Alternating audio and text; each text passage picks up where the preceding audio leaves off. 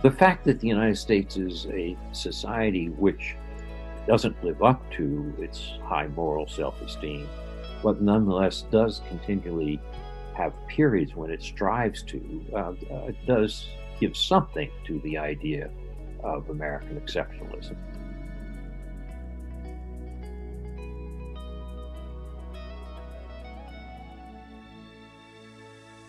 Welcome to Network 2020's audio edition of this virtual event. Be sure to check out our other events, media, and videos at network2020.org.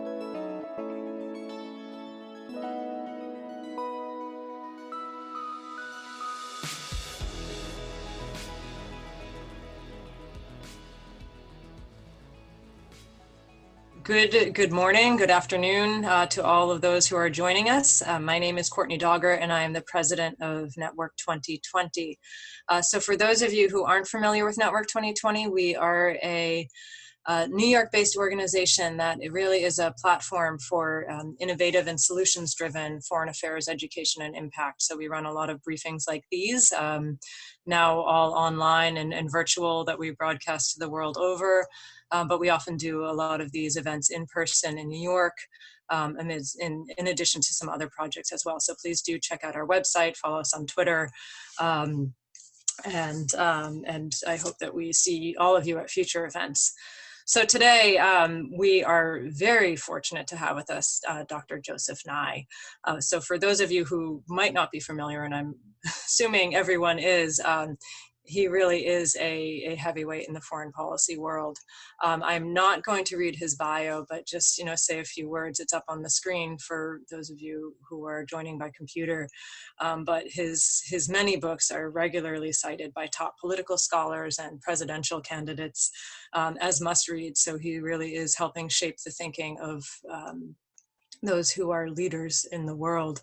He quite literally wrote the book on soft power, and really is a voice of reason and pragmatism and big picture thinking, when I think so many of us can kind of get caught in a tunnel of fear-based thinking. And so it's really quite refreshing to listen to him speak.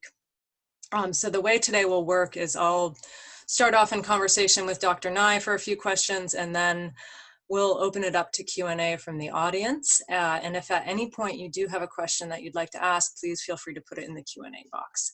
So with that, Dr. Nye, thank you so much for joining us. I want to start off by talking about your new book, which is Do Morals Matter? Presidents and Foreign Policy from FDR to Trump. And as the title implies, you evaluate the foreign policies of a succession of US presidents based on the morality of those decisions. So could you first define morality in this context, and then also elaborate on what role it has played in foreign policy throughout history? Well, morality is the ought statements, what we should do, as opposed to the is statements, what is. And generally speaking, there's been a strong tradition in the study of international relations and foreign policy to say that morality doesn't matter, that it's all national interest that matters. And as the saying goes, interests bake the cake, and then politicians come along and sprinkle a little morality on it, or moral reasoning on it, kind of like icing to make it look pretty, but still it's all national interests that make the cake. And I had a feeling that this was inadequate, that this type of reasoning was inadequate. And so the purpose of the book, or writing the book, was to show, by looking at each of the 14 presidents that we've had since 1945, that if you had this cynical view of history, you were going to get history wrong, that there were a number of cases where it actually made a great difference what a president's moral views were, what he thought ought to happen rather than just what is happening. And so the purpose of the book was to, first of all, demonstrate that historically morals and moral reasoning by presidents have made a big difference to historical outcomes of great importance. And secondly, to say, right, if it's true that they're important, how should we think about them? So that's the purpose of the book. Okay, just unmuting myself quickly. Thank you, great. So could you talk then a little bit about how you set about evaluating the morality of a president's foreign policy, and maybe you could give us an example of what that looks like. Well, I think one of the problems is that very often people take a quick shortcut in terms of judging morality. If we have good intentions, if we mean well, therefore we must be moral.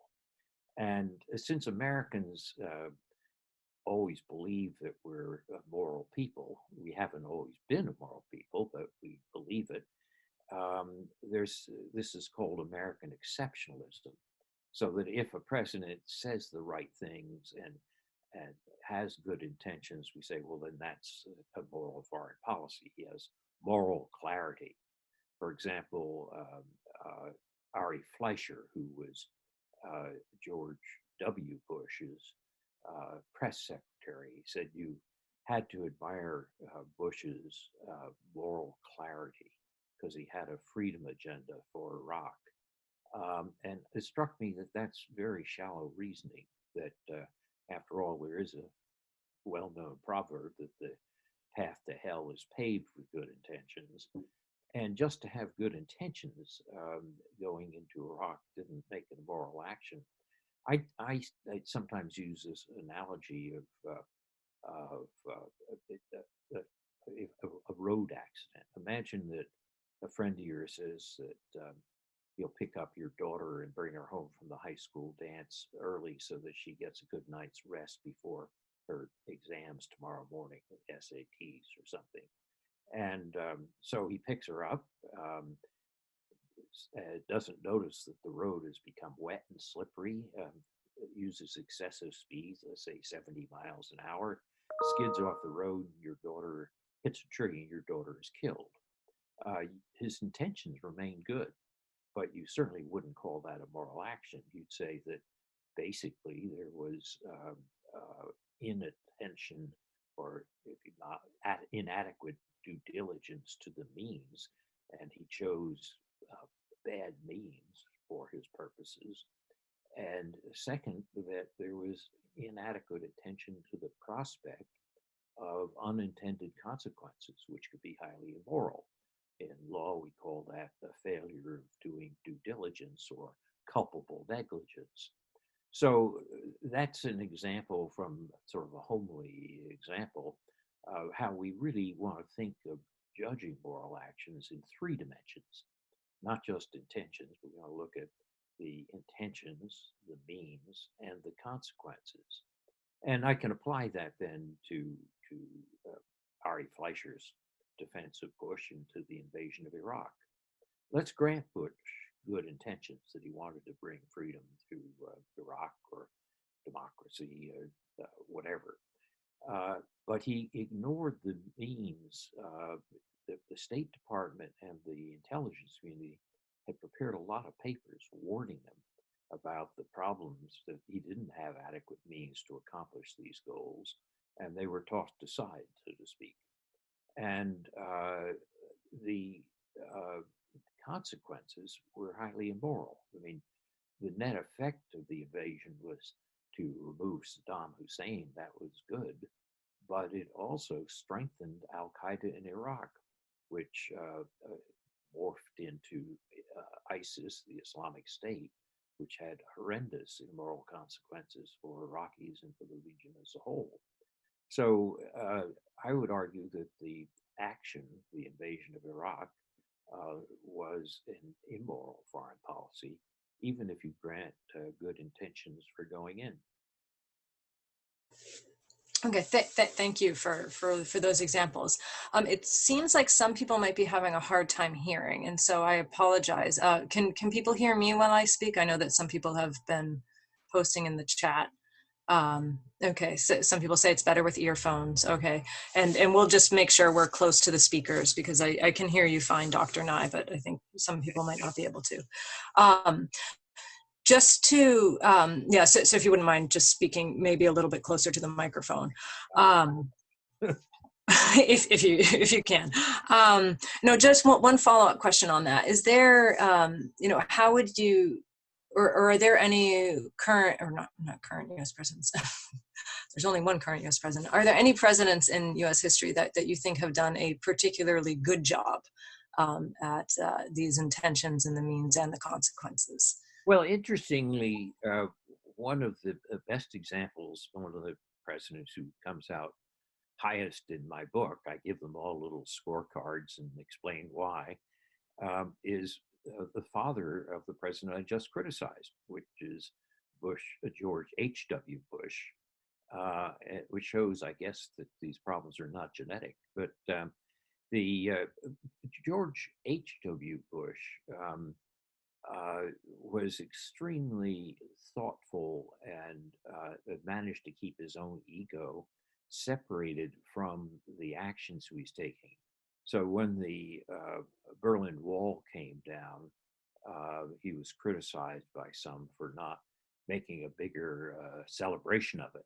And his comment was, "I'm not going to dance on the wall. I have to negotiate with Gorbachev."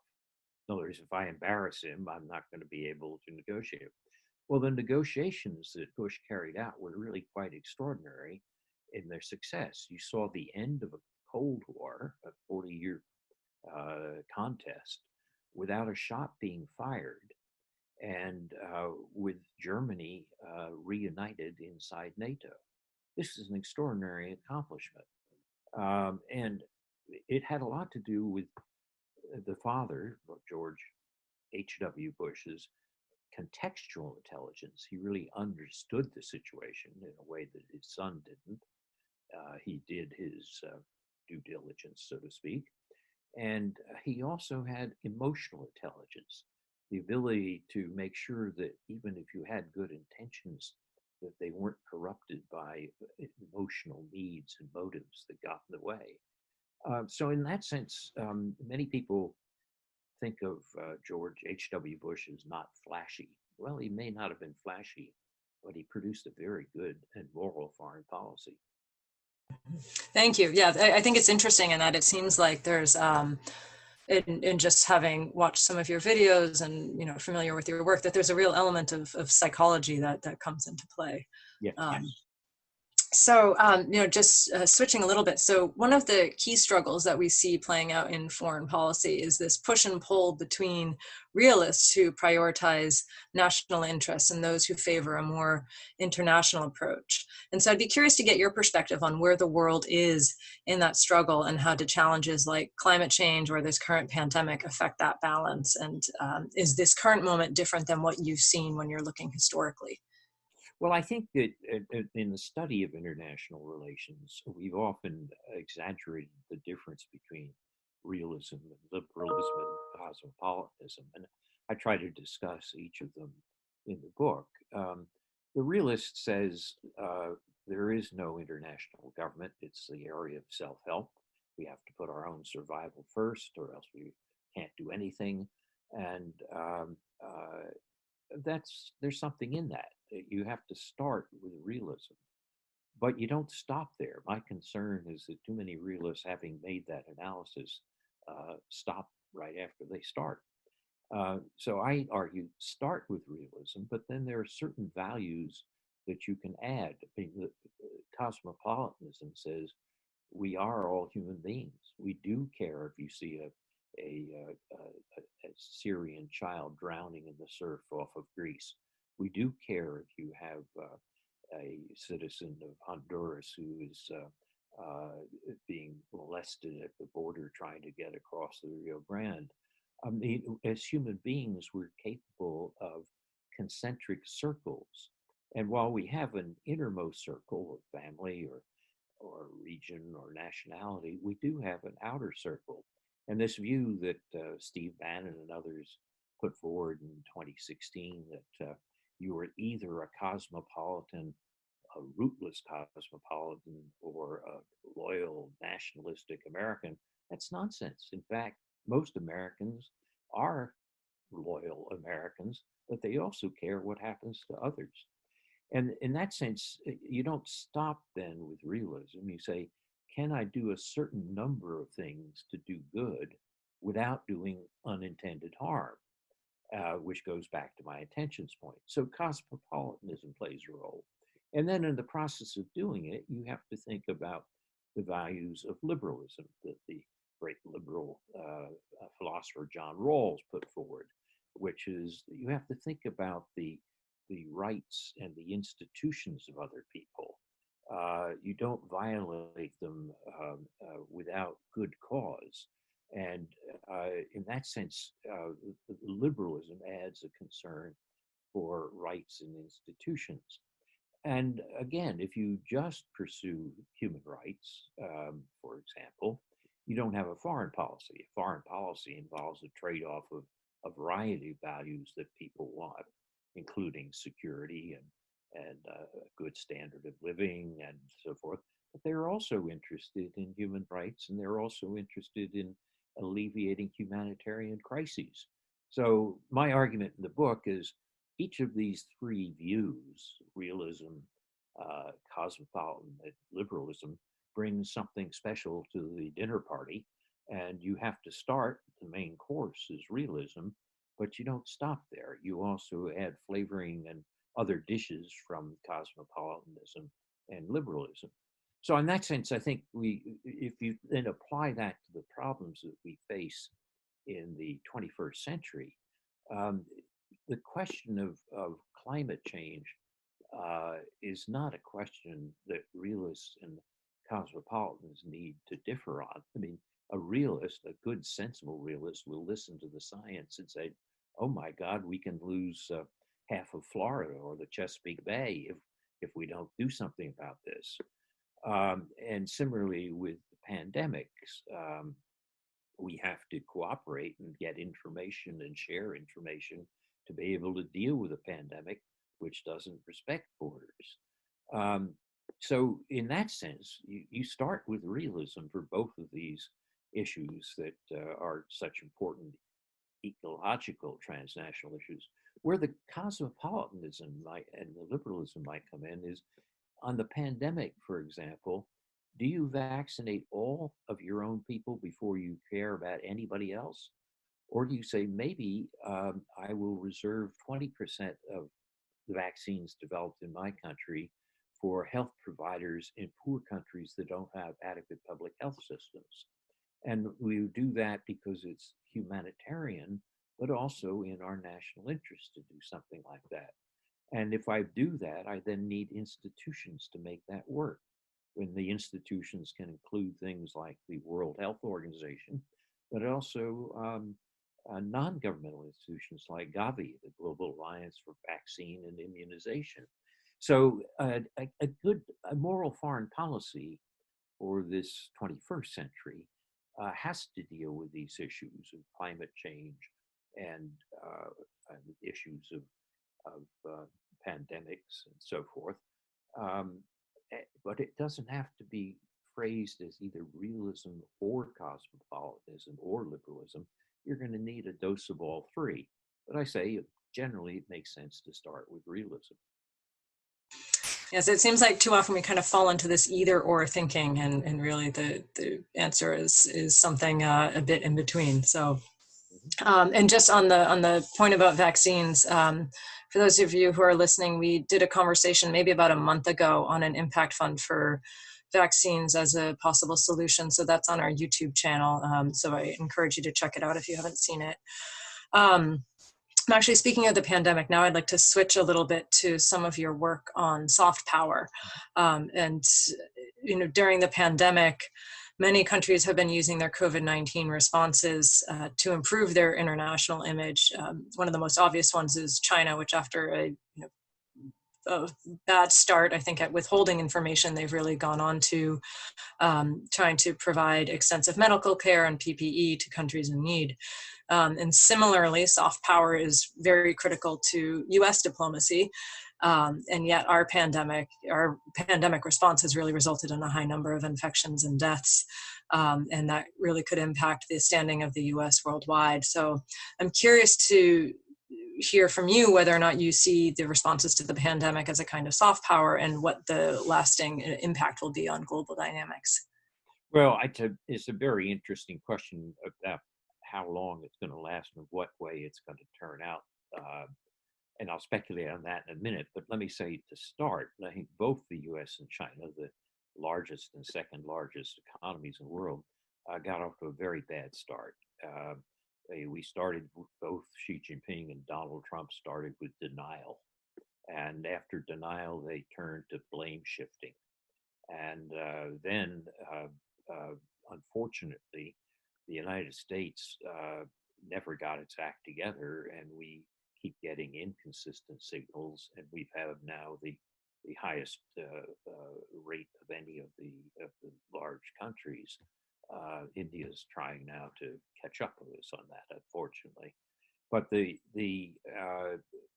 in that sense, the Americans lost a great deal of soft power, which grew out of our reputation for competence, not to mention humanitarian interests.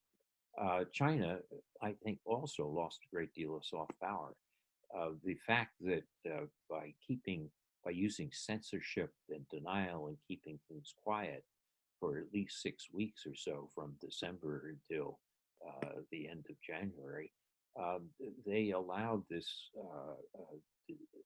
this virus to multiply in a way which made it much more difficult to control.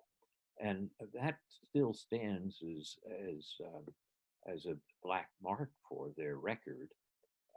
And so trying to send people a lot of PPE, what I call face mask diplomacy, doesn't do the trick. I mean, if you look at attitudes toward China and Europe, they have not improved despite the face mask diplomacy.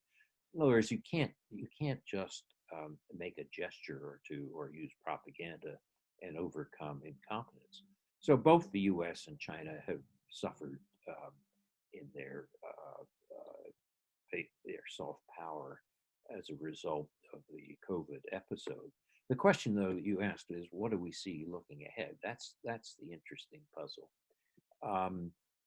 If the U.S. is able to get its act together and really come to terms with the virus, I think we can probably recover our soft power, because a lot of American soft power grows not just out of government, but out of civil society. It comes from things like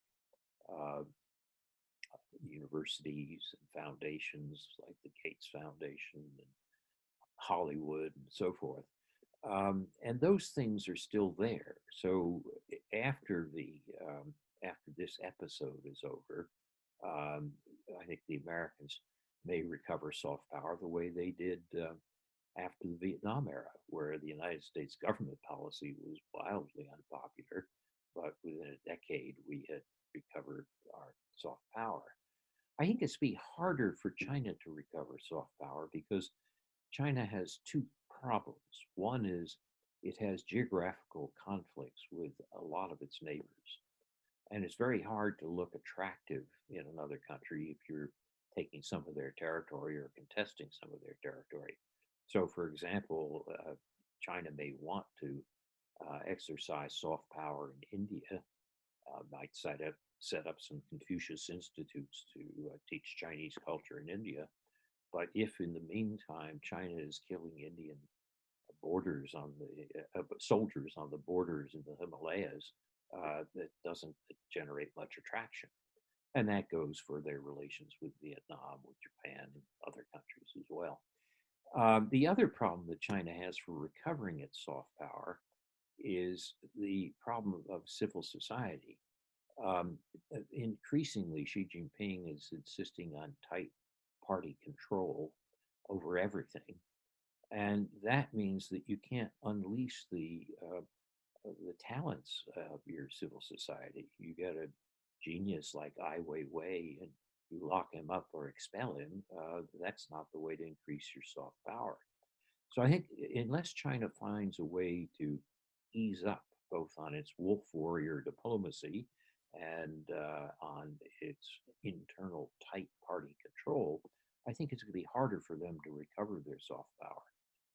Now, if the U.S. doesn't get its act together and continues to make a mess, as we have done in this first 9 months of the COVID epidemic, then it might be much harder for us to recover soft power as well. We'll have, but that's why I say we don't know the answer to your second question. We shall see. We're going to turn it over to Q&A shortly, so if anyone has any questions, please do put it in the Q&A box. I'd just like to follow up with one question before we do that, and that's, we were just speaking about China and the US, and you have some really interesting thoughts on that dynamic, because there's a lot of hand-wringing, I think, particularly in the US, about the rise of China. Could you please just explain your view on the US-China dynamic and where you think that's headed? Well, I think there has been a worsening of U.S.-China relations. I think it's now probably at its lowest point in about 40 years. And there's a lot of talk about a new Cold War. I think this type of historical analogy is misleading. Unlike the Cold War with the Soviet Union, where we had almost no trade, we have massive trade with China. And while with the Soviet Union, we had virtually no social contact, here we have something like 370,000 Chinese students in American university. What's more, all our allies are deeply interpenetrated in an international economy, in which China is the second largest economy and in many cases the leading trading partner. So to say that this is like the Cold War is to mistake the differences. There's also a problem that treating China as a Cold War and treating it as an ideological threat is a little bit of a reversal. In the Cold War, we were worried about the idea that communist ideology was a threat to Western democracy. I don't think many people think that Xi Jinping thought is going to subvert democracy in Western countries. There may be other ways to try to subvert our political systems, but it's not because of the ideology being attractive. In fact, what's interesting is that Maoism was much more attractive transnationally than Xi Jinping thought, even though it's supposedly enshrined with Chinese characteristics in the party constitution. So we pose more of an ideological threat to them. Xi Jinping has said all this Western universal values and talk about democracy is a real threat to us, and you Chinese citizens can't talk about it. You can't even mention it. So if you say, where's the ideological threat? We're the bigger threat to them rather than vice versa. So these analogies that, we're in a new Cold War, I think mislead us. We have a real competition with China, which is that China is manipulating international economics so that there's not a level playing field. They're trying to coerce intellectual property transfer in many areas of technology. And we should push back on that. It would be a mistake to let a company like Huawei, which is subservient to the Chinese government and to the party, to build 5G networks, which are going to be central to the Internet of Things in the United States. Well, it doesn't follow from that we should cut all trade with China or cut back on Chinese students coming here, many of whom stay and make major contributions to the United States. So somehow we've got to get in our mind that there is a new challenge from China. We're going to have to take it seriously. But to demonize the Chinese, to turn it into an ideological struggle, and to call it a new Cold War is not the right way to frame a strategy. A good strategy should neither underestimate nor overestimate the opponent. And it goes back to what I said about morality. You have to do due diligence. You have to have a contextual intelligence, understanding what the situation is. And when you develop a strategy which ignores or fails that test, you're going to get it wrong, and your consequences are likely to be immoral consequences. Thank you. I'm going to actually follow up on that with a question from the Q&A box. So this is from Joanna G. And so she asks, if you were part of a presidential administration, what would be your advice regarding US policy towards China? On the moral side, their harsh treatment of the Uyghur minority and oppression in Hong Kong provides a challenge when conducting relations. On the other hand, there are trade relations and other areas where both powers need to cooperate, such as with the pandemic and climate change. How does the US balance both sides of that equation? Well, I think that's exactly the right way to put it, which is that I've said what we have with China is a cooperative rivalry. There are some places where we have a strong rivalry, and there are other places where we can't accomplish what we want to accomplish without cooperation with China. For example, global warming, we can't solve that alone. China can't solve it alone. And yet it's a real threat to both of us as well as to the rest of the world. And the same is true with pandemics.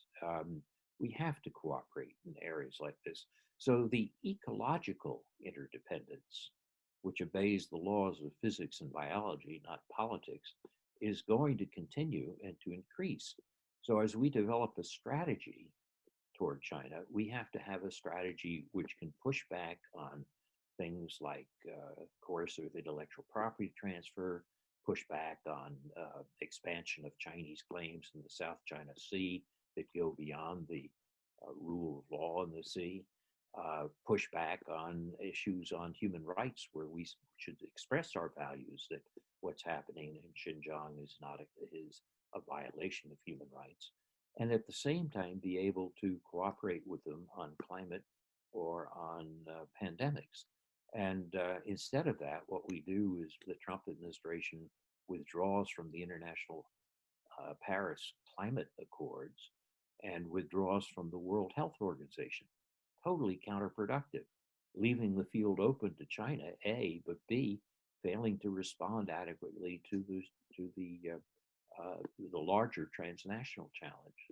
So a strategy toward China has to have a balanced approach. You have to have a understanding that there's going to be a rivalry and a need for cooperation simultaneously. Americans aren't always good at that. Okay, thank you. And speaking of trying to balance, I'm going to stick to this question of China for a little bit. We have a question from Putri Samudra, who is asking about your advice for Indonesia during the strategic rivalry that's happening between the US and China. Is it better for Indonesia to choose one of them? So this is a real good question about what should smaller countries or less powerful countries do when they're faced between two choices. Well, Indonesia should follow Indonesia's interests. And if I remember the statistics correctly, I think China is Indonesia's largest trading partner. So if the Americans said, cut off your relations with China, that would be crazy, and you shouldn't listen to them. On the other hand, if the Americans tell you something like, when Huawei offers you a real cheap deal on building 5G, you should know, you should at least ask yourself the question, do you want all your internal conversations reported immediately in Beijing? Do you want the ability of Beijing, if there's a conflict between Indonesia and China regarding the South China Sea, to suddenly find that part of your internet has gone out, and so forth? So Indonesia ought to appraise its interests in terms of what's good for Indonesia. If the Americans asked you to do something irresponsible, like cut off all trade ties with China, ignore them. If the Americans suggest to you, want to look carefully at whether your security is going to be greater or less if you have Huawei build your 5G networks, it might be worth listening. Okay, wonderful. Thank you. We have a question from Anna Semenova, who wants to know about what you think about morality in terms of Russian current policy. What comes to mind? So if you wanted to put some of Putin's decisions in a larger context. Well, it depends which types of decisions we're looking at. On the domestic decisions, questions like, the Novichok poisoning of an opposition leader, that strikes me as a highly immoral action. Now, I don't know whether Putin did it or didn't do it, but apparently somebody did it.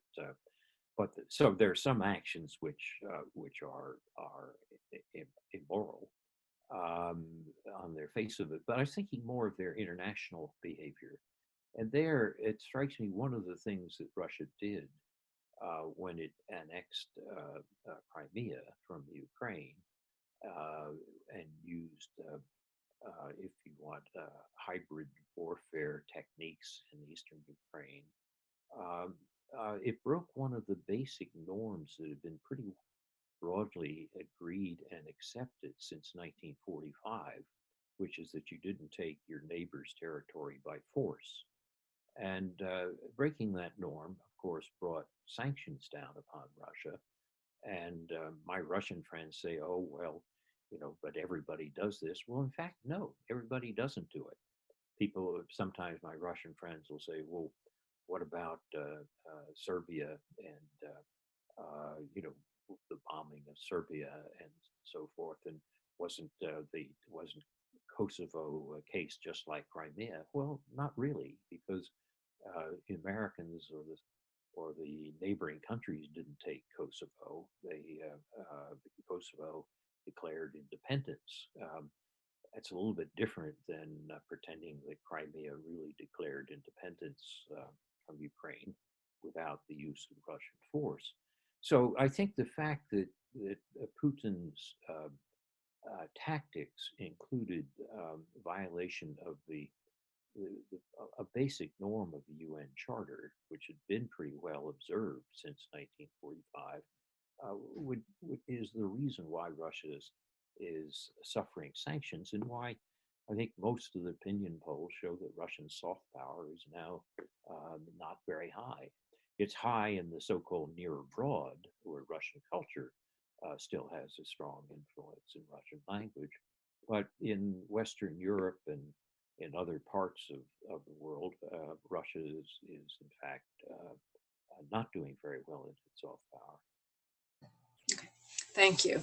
I now have a question from Elena Ivanova, and she wants to know about whether the role of morals changes, and is it getting more important nowadays for the diplomacy of different countries, and are heads of states paying attention to that?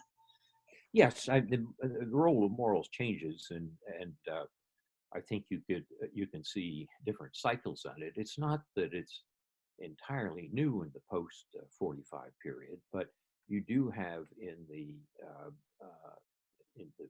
UN Charter, in the UN Declaration, in the Universal Declaration of Human Rights, in the establishment and development of international humanitarian law, so-called Geneva Conventions, you do have an increased concern about moral issues. Some people argue that maybe it goes too far, that there isn't enough realism in balancing out the consequences of some of this new moralism. But I think it is increased, let's say, from the 1930s, where the idea that you invaded your neighboring countries tended to be accepted. You had a genocide. You had, in the wartime, the breakdown of international humanitarian law with the bombing of cities and civilians.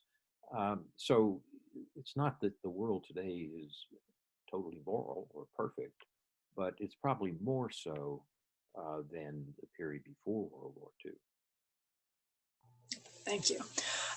We have a question here from an anonymous attendee, but they're asking about the idea of American exceptionalism and whether or not that American moral exceptionalism is what the questioner asks about. But I think just this idea of American exceptionalism is an important one, and how does that play into the use of American soft power? Well, the United States, American exceptionalism refers to the view that for a long time, Americans have thought of themselves as exceptionally moral. After all, the Puritans who came from England to North America were called Puritans because they thought they were worshiping God in a purer fashion. And so there's a long tradition of thinking of of themselves as more, or ourselves as more moral. But in fact, very often we didn't live up to our claims. Our self-image was exceptional moralism, but in a country that takes half of its neighbor territory in the 19th century, as we did to Mexico, or a country which puts down a revolution in the Philippines in 1902 using waterboarding and torture, that's not particularly moral. So we have a gap between our self-image and our practice. On the other hand, the benefit is the Americans are a self-critical society with protests and demonstrations and so forth. We're able to change some of these moral issues. The civil rights protests in the 1960s were an example. The anti-Vietnam War protests were an example. And we're seeing some of that now with the responses to the Black Lives Matter movement. So the fact that the United States is a society which doesn't live up to its high moral self-esteem, but nonetheless does continually have periods when it strives to, it does give something to the idea of American exceptionalism. Doesn't mean we're exceptionally moral. It means we keep trying even when we fail. I think in that sense, the issue of how we'll look in the future is going to be largely determined by some of the struggles that are going on now. And frankly, we don't know the outcome of that. Some of this will be determined by the elections in November, but there are also larger social movements going on that we'll have to see how they turn out. But so American exceptionalism is there. Doesn't mean we're exceptionally moral. It means we're exceptional and that we keep striving. I think that's a very good point. I worked briefly in the State Department as a public affairs officer in public diplomacy. And I think that was whenever we were faced with challenges of how to explain the US narrative, I think that piece is key, is that, we try sometimes to reckon with it. And so I think that the reckoning is the important bit. I'm going to pick up on a thread of what you had mentioned toward the end of the last question for the next question from Ted Molina, which is, does President Trump's foreign policy mark a break with post-war US foreign policy from a morality perspective, or does he fit into the same broader paradigm as presidents like Obama and Bush? Well, I tried to give a report card for each of the 14 presidents in my book. And I have to say that President Trump comes out in the bottom quartile. He's even more distinct. He seems to be more amoral. People will criticize, for example, Richard Nixon for a number of the actions that he took, and as a highly immoral president. But Nixon was a calculatingly immoral president. He did a few particular good things, a few particular bad things, and he lied and he calculated around those bad things. With President Trump, you sometimes wonder whether he considers the moral issues at all. And when he comes to express himself, he seems to have very little concern about the importance of truth. The saying goes, all politicians lie. Frankly, it should be all human beings lie. Anybody who's a little bit honest with themselves will have to admit that. But it makes a difference how often you lie and for what purposes. So all the presidents in my book, I can show places where they lied. But according to the Washington Post fact-checking department, President Trump has told something like 20,000 lies in the first 3.5 years of his office. That's unprecedented. And when you lie that extent, you are different from all other presidents. And what you're doing essentially is debasing the currency of trust. When you lie that frequently, who's going to believe you for anything? And when you debase the currency of trust, it makes it much harder to have successful diplomacy. Why are people going to believe you? And it also damages your soft power. So yes, in that sense, President Trump does stand out from the other presidents. Okay, thank you. So our next question is from Yashita Gupta, and they want to know whether you see, whether you think that big nations are losing their soft power and are other nations making their mark in the international field within the realm of soft power? Well, small nations can have soft power as well as big nations, and all nations can have ups and downs in their soft power. I'm always struck by Norway, which is a population of only about 5 million people, but by having a just domestic society, by giving 1% of its GDP for overseas assistance, by taking the lead in a number of peace initiatives and so forth, Norway punches well above its weight in terms of its soft power. Canada used to place a great deal of emphasis on its soft power. Some people say it went down after you switched from Lloyd Axworthy, who emphasized this under the Liberals, to the Harper administration, which was more narrowly self-interested. You have fewer Canadians operating in peacekeeping operations and so forth. So that's a medium-sized country who was higher in its soft power ranking than, let's say, it became later. U.S. soft power has gone up and down. As a large country,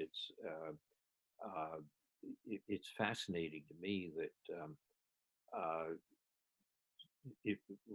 after the invasion of Iraq, American soft power declined quite dramatically as measured in public opinion polls. And yet, after we elected the first African American president, Barack Obama, you saw a considerable increase in the soft power of the United States. And we'll have to see what happens to American soft power after the Trump administration. Right now, as I said earlier, the incompetence of the American behavior, coupled with the attitude of America first, has diminished American soft power, and we'll have to see whether this recovers or not.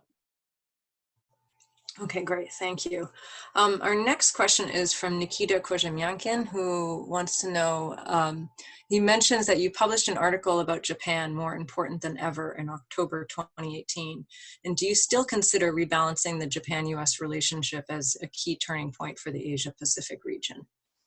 Yes, I think the U.S.-Japan security relationship is crucial to shaping the environment in East Asia. I think back to the Clinton administration when we were looking at the rise of China, and we realized that you had three major powers in East Asia, US, Japan, and China. And going back to sort of balance of power 101, it's better to be part of the two than the one. And so at that point, we basically said, let's reaffirm the US-Japan Security Treaty, and that will provide incentives for China to be less of a bully, or to be more accommodating as its power grows. Many people believe that still remains the case, that the U.S. and Japan do present a way of shaping the environment. Others say, well, and they have to work with Australia and India and the so-called Quad to shape the environment for China's growth. But I do think that the heart of it is the U.S.-Japan alliance. People who worry that China will try to push the United States outside the so-called first island chain forget that the first island chain consists in large part of Japan, where there are 50,000 American troops that the Japanese want us to keep there and pay a good portion of the host nation support for having them there. So I'd say this alliance has worked. Okay, thank you. Our next question, we're getting close to time, but I think we have time for a few more, is from Alexei Nikitin, who's questioning, so speaking about moral policies. So when did President Obama do the right thing with his operation in Libya in 2011, and when he didn't do this in Syria in 2013? So could you basically try to evaluate those two different decisions within light of morality? Well, I think it's a very interesting question, and I think Obama himself has had second thoughts about it, as he's expressed in some interviews after his presidency. In the case of Libya, he started out right. He got a resolution from the UN Security Council and support from the Arab League, and aimed at trying to protect the citizens of Benghazi.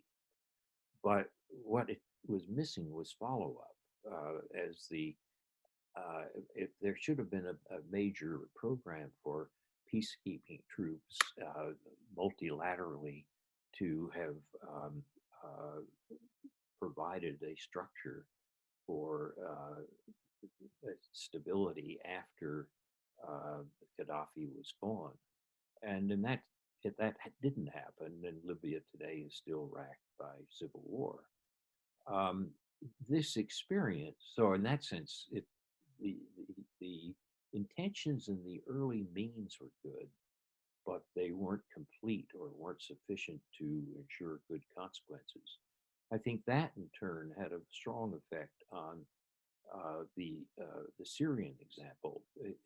It was impossible because of the Libyan case to get the Russians and the Chinese to support a UN Security Council resolution for Syria. And that meant any intervention was going to have to be unilateral or just a few countries rather than with the UN in concur. And Obama felt that the problem with it was that, yes, you could go in, but how would you get out? And were you really going to do more good than harm? And so, in that sense, there was an interaction between the experience in Libya and the absence of intervention in Syria. And Obama expressed this, as I mentioned, in his interviews with the Atlantic magazine just as he was leaving office. Thank you. Yes, I remember that was a very good interview. So our next question is from Victoria Cherkaska, and she's asking about what terms of religion in particular. So religiously conservative countries, where I think the question is probably where that's a founding principle. Do they use morals in their international politics, or how does that come into play?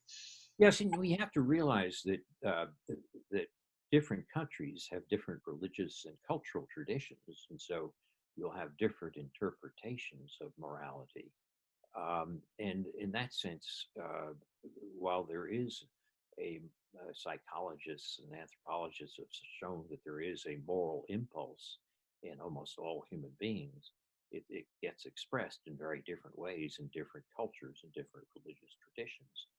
And so people say, well, if there's no universal morality, how can you have any hope internationally?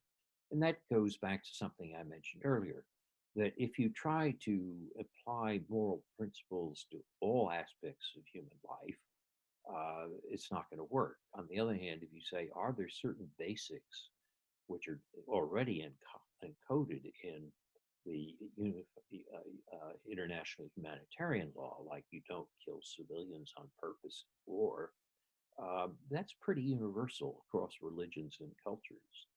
And similar, many of the aspects of the Universal Declaration of Human Rights have a pretty widespread standing. On the other hand, if you try to say that there should be no laws against blasphemy, or that gender relations should be treated the same in all countries, you're not going to get agreement on that. So in between the fact that there isn't universal agreement on everything and the fact that there is some close to universal agreement on some basic things, that's where the space for morality lies. So it really seems to often be about finding that space between these two polarities. I think we'll be heading into probably our last question, but this is actually from an anonymous attendee. But they want to know how the development of internet and information technology has affected morality, particularly within the foreign affairs realm. Well, it's a very intriguing question, and we still don't know the full answer because we're in an evolving situation. But it certainly has meant that everybody is their own editor. Everybody can get news on things which previously were restricted before. And it's very easy to whip up a moral reaction by using outrage on the internet. The algorithms that companies like Google and Facebook use benefit from more outrageous things. The more outrageous it is, the more eyeballs, the more under advertising. And so you do have greater capacity for outrage, also greater capacity for manipulation through conspiracy theories, and a harder job of editing them. So I think you see an increase in moralism as a result of the technology. I don't know whether we've really seen an increase in morality in terms of looking at actions which have all three of the dimensions that I mentioned: good intentions, good means, and good consequences. But stay tuned, because they're going to be around for a while. So in terms of staying tuned, do you have any final thoughts for us as we head into the hour? Basically, I think this has been a rather remarkable year in terms of obviously the pandemic, but also, socially within the United States, and we have an election coming up. What's on your mind, and what are you looking at as we head toward the close of 2020? Well, I think it's sometimes easy to become depressed by all the problems. I mean, imagine these kids trying to go to school. Imagine my granddaughter's going to college and finding that they can't attend classes. I mean, this is rough. It makes me, I sometimes joke that launching a book in 2020 was my great misfortune. But if I compare that to what's happened to these younger people and their disappointments, it's trivial. And it's easy to become depressed. And also, it's unlikely that we're going to be through this COVID episode until sometime next year, if then. And so that sense, trying to keep a long-term perspective and to avoid being depressed, and to realize that we've been through worse things in the past.